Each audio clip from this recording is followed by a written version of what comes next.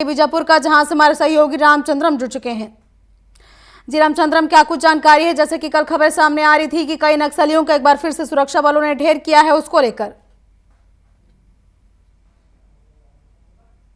जी बिल्कुल, कल जो मुठभेड़ हुई है वो नारायणपुर का क्षेत्र बताया गया, जहां पर जो समय पिछले दिन से जवानों की जो लगातार उस क्षेत्र में नजर बना, क्योंकि इससे पहले भी नेशनल पार्क में एक बड़ी मुठभेड़ हुई थी जिसमें 31 माओवादी भी मारे गए थे। उसके बाद से उस पूरे क्षेत्र में जिस तरह से सुरक्षा बलों को निगरानी रही, कल की जो घटना है वो 18 तारीख के पुलिस की मुठभेड़ जो नक्सलियों के साथ हुई थी, इसमें 6 जो माओवादी है उन्हें मार गिराने की पुलिस ने जो प्रेस नोट के माध्यम से जानकारी दी। इस दौरान जो माओवादी मारे गए उनके यहाँ से AK-47 SLR जो आधुनिक जो अत्याधुनिक जो हथियार है वो बरामद किए। वही पुलिस ने प्रेस विज्ञप्ति में ये भी बताया कि जो ऑपरेशन है वो लगातार जारी है, क्योंकि जिस जी क्षेत्र में ऑपरेशन जारी वहाँ पहाड़ी क्षेत्र है, कहीं ना कहीं जो सुरक्षा बलों को काफी चुनौतियां भी का सामना करना पड़ा। इसी वजह से सुरक्षा कारणों से पूरी तरीके से वो जानकारी नहीं दिया। अभी तक भी जो मारे गए माओवादी है उनकी शिनाख्ती जारी है, उनकी नाम जरूर नहीं आया, लेकिन ये बड़ी मुठभेड़ के रूप में देखा जा रहा है, क्योंकि बड़े कैडर जो बड़े हथियार जब मिलते हैं तो स्वाभाविक क्षेत्र में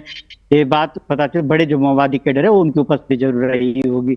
अब देखना होगा कि जो पूरी मुठभेड़ आखिरी होती है तो उसके बाद किस तरह की तस्वीरें सामने आएगी। लेकिन इसके अलावा अगर बात करते हैं बीजापुर में आज जी कल पिछले दिनों जो छत्तीसगढ़ प्रदेश के जो पूर्व मुख्यमंत्री रहे उनके बेटे पर जो ईडी की कार्रवाई हुई थी, इसी के विरोध में यहाँ के कांग्रेसी भी लगातार नारेबाजी करते दिखे, रोड सड़क में वही पुतला दान भी करते दिखे। वही नेताओं का अगर कहना तो ये बदले की भावना से कार्रवाई बताया जा रहा है। लेकिन जिस तरीके से पिछले दिनों से लगातार ईडी की जो छापामार कार्रवाई की शराब घोटाले की अगर बात करें, या वही जो आय से ज्यादा संपत्तियों की बात की, यहाँ पर जो कार्रवाई है बस्तर में और बीजापुर में इन पूरी कार्रवाइयों को लेकर जरूर जो लोगों में डर का माहौल जरूर, क्योंकि ऐसे लोगों में डर का माहौल में जो आय से ज्यादा संपत्ति है और जो इस तरह के कामों में शामिल है। अगर इसके अलावा अगर तीसरी अगर बात करें तो बीजापुर में जो 11 kV बिजली सप्लाई जो बिजली विभाग के द्वारा कहते हैं वो मेंटेनेंस उसकी किया जा रहा है। वही 3 घंटे जो है बिजली पूरे जिले में बंद रहेगी। इसकी सूचना है सोशल मीडिया के माध्यम से दिया गया। इस संबंध में हमने जो अधिकारी उनसे भी बात की, उनका साफ कहना था कि जिस तरीके हर साल जो रूटीन जो मेंटेनेंस रहता है वो बिजली विभाग के द्वारा किया जा रहा है। लेकिन इस दौरान अगर किसी तरह समस्या है जो टोल फ्री नंबर है तो उस पर संपर्क कर सकते हैं, ये जानकारी दिया गया।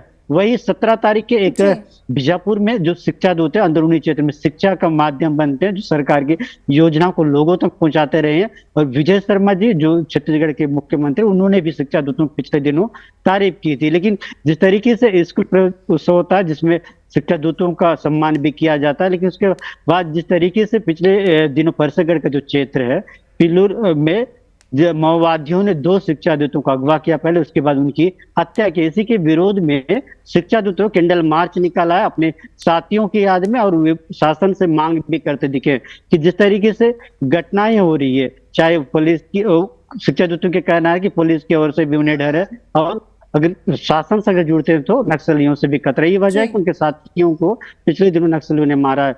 वही जो मारे गए जो शिक्षा दूत है उनको उनके परिवार को अनुदान के साथ ही साथ अनुकंपा की नियुक्ति के साथ ही साथ जो वर्तमान में शिक्षा दूत है उन्हें जो पूर्व में जिन संस्थाओं में काम कर रहे थे उन्हीं संस्थाओं में रखा जाए, ऐसा इनकी मांग है। ऐसा मांग के पीछे भी एक रीजन है कि हमने पिछले बार TV24 के माध्यम से भी खबर दिखाया था, जो 33 शिक्षकों को निकालने के लिए शिक्षा विभाग ने फरमान निकाला था। इस जी संबंध में जो छत्तीसगढ़ के डिप्टी CM उनसे भी हमने बीजापुर दौरे के जो सवाल किया था, उनका साफ कहना तो मैं दिखवाता हूं, अगर ऐसा कुछ है तो इस पर कार्रवाई की जाएगी। हालांकि इस पूरे मामले में शिक्षा विभाग भले हरकत में आया, लेकिन अब सवाल है जो शिक्षा को पृथक किया गया था उन्हें अंदरूनी क्षेत्र में जो नए स्कूल खुले वहां पर पोस्टिंग दिया जा रहा है। वो ऐसे क्षेत्र जिन क्षेत्रों से वाकिफ नहीं है शिक्षा दूत। आप समझ सकते हैं अगर बीजापुर में 4 ब्लॉक, अगर बैरमगढ़ को अगर बीजापुर में अगर दिया जाए तो उन्हें क्षेत्र की ज्ञान भी नहीं है, बहुत दूर है, क्योंकि इनकी कम वेतन में वे अपनी सेवाएं देते रहे हैं। इनके वजह से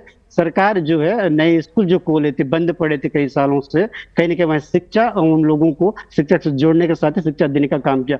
अब सवाल अब जिला प्रशासन और सरकार की जिम्मेदारी बनता है उन शिक्षा दूतों की जो उन्होंने ऐसे समय में सेवा दिया और शिक्षा देने की कोशिश की, जब आपके जो नियमित कर्मचारी शिक्षक है वो उन क्षेत्रों में जा नहीं पाए। और एक तरफ जो आरोप भी उन लगाते दिखते शिक्षा दूत की, जी अब जिन स्कूलों में हमने पढ़ाया है, जिन स्कूलों में हमने शिक्षा दिया है, जब बच्चे उन स्कूलों में आ रहे हैं उस स्कूल का हमने सजवाया, तो अब आप सहायक शिक्षक को भेजकर हमें वहां से निकाल रहे हैं, कहाँ का न्याय है? ऐसा कहते हुए देखिए, वही ज्ञापन भी इन्होंने एसडीएम को दिया। एसडीएम भी साहब कह रहे थे कि हम इसमें दिखवाते हैं, इस संबंध में हम बात भी करेंगे, लेकिन अब तक कोई भी पहल देखने को नहीं मिल रहा। अब सबने लगातार ज्ञापन और मांग करने के बावजूद भी इस पर ध्यान नहीं देना, कहीं ना कहीं चिंता का विषय जरूर बना है। जी जी बिल्कुल, ये बेहद ही चिंता का विषय है क्योंकि जहां जो है शिक्षा दूत अपनी शिक्षा व्यवस्था दे रहे थे, वहां अब सहायक शिक्षकों की नियुक्ति कहीं न कहीं सवाल निशान खड़े करती है।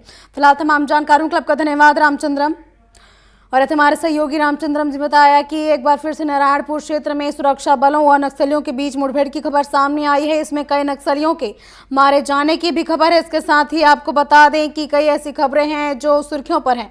कुछ दिनों पहले ही 2 शिक्षा दूतों को मारे जाने की खबर सामने आई थी। मुखबिरी की शक में नक्सलियों ने 2 शिक्षा दूतों को मौत के घाट उतार दिया था। साथ ही ये भी खबर सामने आ रही है कि कई जगहों पर जहां पर शिक्षा दूत तैनात हैं और अपनी सेवाएं दे रहे हैं, वहां अब सहायक शिक्षकों की नियुक्ति होनी है, जिसको लेकर विरोध प्रदर्शन भी देखे जा रहे हैं। बता दें कि कई ऐसे दूरस्थ क्षेत्र हैं, अंदरूनी क्षेत्र हैं, जहां पर शिक्षक नहीं जा पाते, वहां शिक्षा दूत अपनी सेवाएं देते हैं और बच्चों को पढ़ाते हैं। लेकिन अब उन जगहों पर भी जो है सरकार की पहल के तहत अब सहायक शिक्षकों की नियुक्ति की जाएगी, जिसके विरोध में अब शिक्षा दूत सामने आ रहे हैं। उनका कहना है कि अगर सहायक शिक्षक यहां आ जाते हैं तो हमारी सेवाएं समाप्त की जा सकती हैं। बता दें कि लगातार सहायक सरकार कार्य कर रही है और नक्सल प्रभावित क्षेत्रों में अंदर घुस रही है और वहां पे जो है नक्सलियों के खौफ को कम कर रही है और सुरक्षा बलों की तैनाती करके वहां के हालात को सुधारने में लगातार प्रयासरत है।